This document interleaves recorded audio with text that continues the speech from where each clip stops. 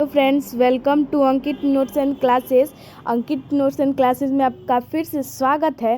तो आप आशा करता हूँ कि आप सब ठीक होंगे, हंसते खुशते मस्त होंगे। तो हम आज करने वाले हैं क्लास 9 साइंस का एक्सप्लोरेशन, न्यू बुक जो आया है, chapter 1 the wonderful world of science.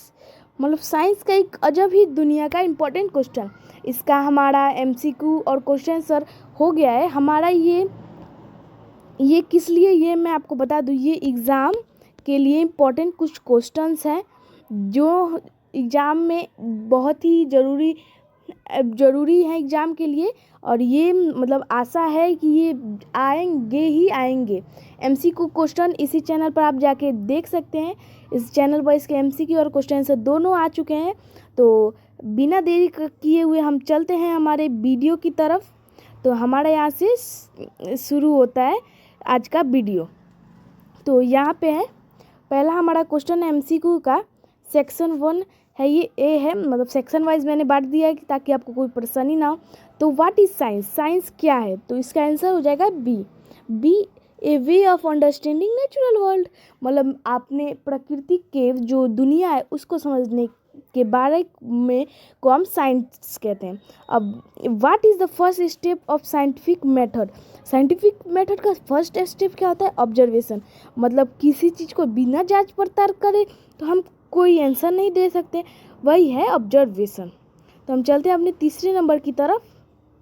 तो हमारा तीसरा नंबर है ए हाइपोथेसिस इज, मतलब हाइपोथेसिस हम किसे कहते हैं? तो इसका आंसर हो जाएगा हमारा B, a guess based on observation. Hypothesis हम उसे करते हैं कि मान लीजिए हमने कुछ चीज़ को ऑब्जर्व कर लिया और हमने उस कुछ अनुमान लगाया, उसी को हम हाइपोथेसिस कहते हैं।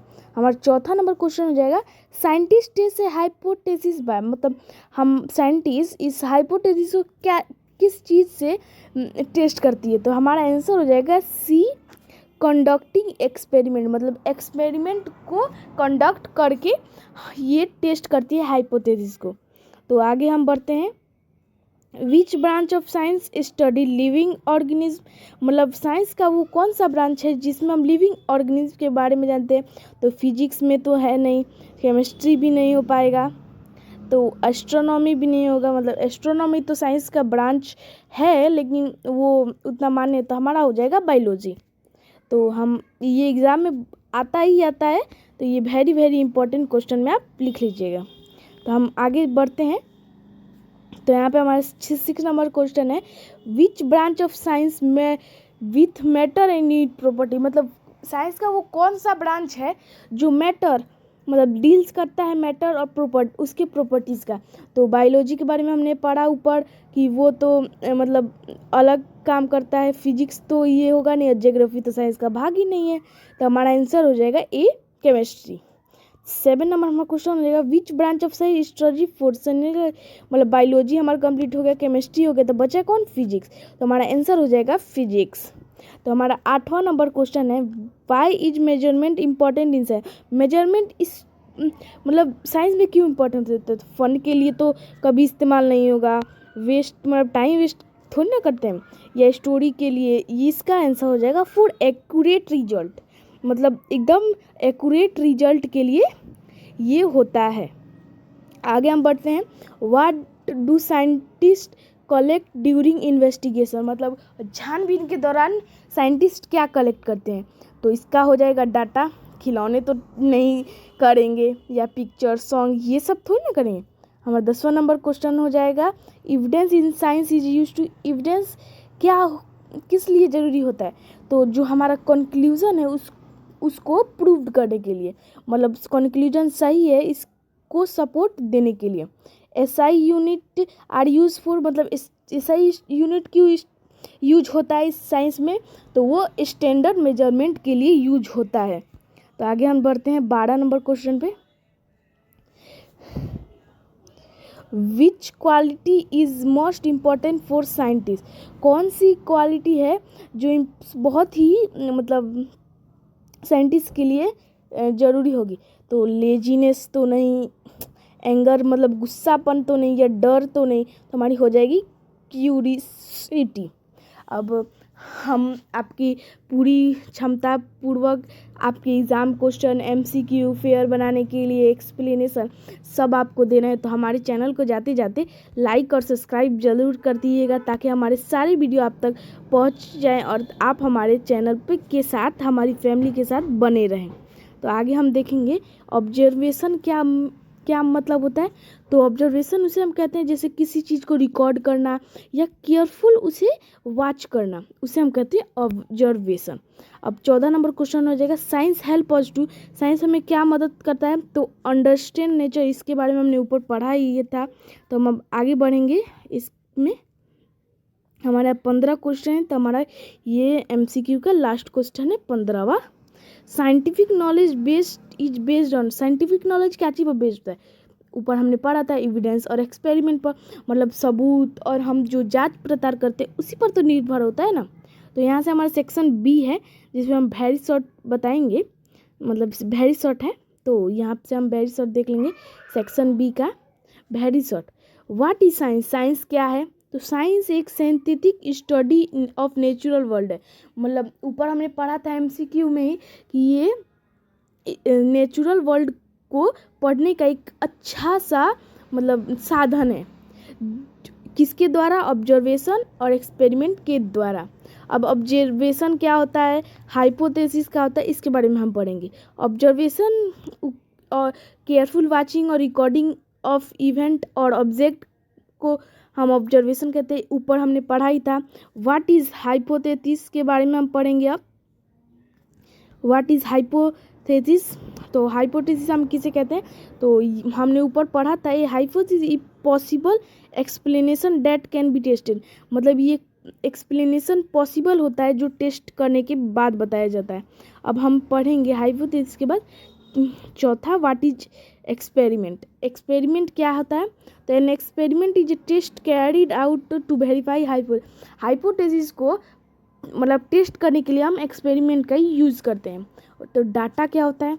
तो डाटा जो हम इंफॉर्मेशन कलेक्ट करते हैं इन्वेस्टिगेशन के द्वारा या फैक्ट ढूंढते हैं, उसे हम डाटा कहते हैं। एविडेंस मतलब सबूत होता है। तो आप नॉर्मली लिख सकते हैं एविडेंस इज इंफॉर्मेशन, मतलब जानकारियाँ जो हमें कंक्लूजन में सहायता देती है। What is SI unit, SI unit हमें इंटरनेशनली एक्सेप्टेड, मतलब कहीं भी जाएंगे तो SI यूनिट के द्वारा वो एक्सेप्ट हो जाएगा, स्टैंडर्ड यूनिट के द्वारा मेजरमेंट। अब नेम 3 ब्रांचेज ऑफ साइंस के बारे में यहाँ पे 8 नंबर पे दिया है, तो हम इसके बारे में थोड़ा जान लेते हैं। 3 ब्रांच, तो ये तो सबको पता ही होगा, फिजिक्स, केमिस्ट्री और बायोलॉजी। अब ये क्यूरियोसिटी इम्पोर्टेंट क्यों होता है। तो ये इम्पोर्टेंट होता है मोटिवेट्स के लिए, साइंटिस्ट को, और क्वेश्चन पूछने के लिए, और डिस्कवर मतलब नई नई चीज़ों का आविष्कार करने के लिए। What is measurement is important, measurement क्यों इम्पोर्टेंट होता है। तो मेजरमेंट इस हमें एक एक्यूरेट और लिए मतलब एक एक्यूरेट रिजल्ट देता है, जिससे हम अच्छे से उसे जान पाते हैं। जांच पड़ताल करके उसके बारे में हम जानते हैं। तो हमारा ये सेक्शन C आ जाएगा, शॉर्ट आंसर क्वेश्चन, मतलब शॉर्ट आंसर क्वेश्चन है ये। तो देख लीजिएगा आप, शॉर्ट आंसर क्वेश्चन आप देख लीजिए। व्हाट इज साइंटिफिक मेथड, मतलब साइंटिफिक मेथड क्या है। तो साइंटिफिक मेथड है ऑब्जर्वेशन, मतलब जांच पड़ताल करना, asking question, forming a hypothesis, conducting experiment को करना, कलेक्टिंग डाटा को इकट्ठा करना, और ड्राइंग कंक्लूजन, मतलब कंक्लूजन को बनाना। Why are observation important, observation important क्यों होता है। तो वो साइंटिस्ट को मदद करता है इंफॉर्मेशन को इकट्ठा करने की, और जितनी भी प्रॉब्लम है उसको इन्वेस्टिगेट करने के लिए। What is important of experiment, experiment का क्या मतलब इम्पोर्टेंट होता है। तो एक्सपेरिमेंट हमें मदद करता है हाइपोथेसिस और प्रोवाइड एविडेंस, हमें हाइपोथेसिस में मदद करता है और एविडेंस प्राप्त करने में मदद करता है कंक्लूजन के लिए। तो हमारा यहाँ से 4 नंबर शुरू हो रहा है। इसमें 5 क्वेश्चन है कुल मिला के। तो why do scientist use standard unit, scientist standard unit का यूज क्यों करते हैं? तो इसमें ये वेरी शॉर्ट और एमसीक्यू दोनों में है, मतलब ये बहुत ही इंपॉर्टेंट क्वेश्चन है, वेरी वेरी इंपॉर्टेंट, एग्जाम में आ सकता है। तो स्टैंडर्ड यूनिट का यूज होता है मेजरमेंट के लिए, क्योंकि मेजरमेंट अगर एक्यूरेट नहीं होगा तो हमारा जो कंक्लूजन है वो गलत हो सकता है। Can be compound world wide, क्योंकि वो पूरी दुनिया से कंपेयर किया जाता है।